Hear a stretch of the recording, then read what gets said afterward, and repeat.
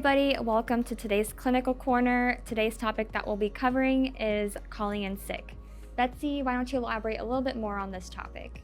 Right, calling in sick is especially hard for nurses.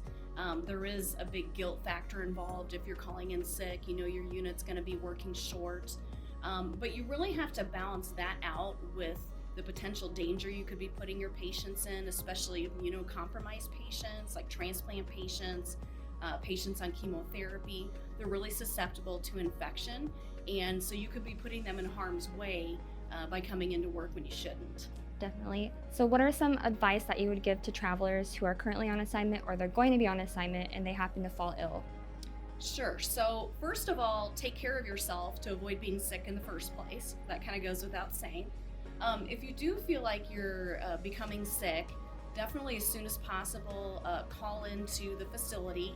And you should always know what the facility's sick policy is. Sometimes they want you to call into a sick line, sometimes they want you to call your supervisor on the unit.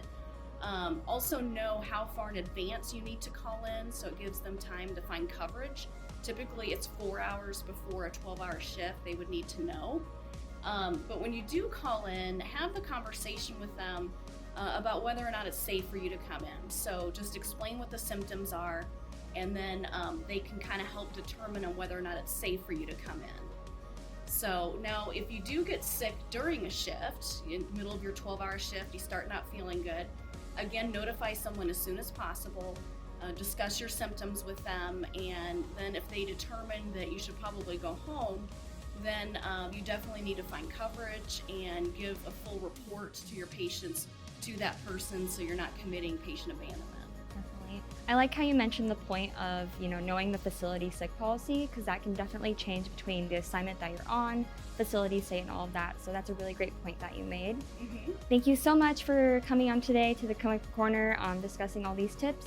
If you have any questions, feel free to reach out. Thank you.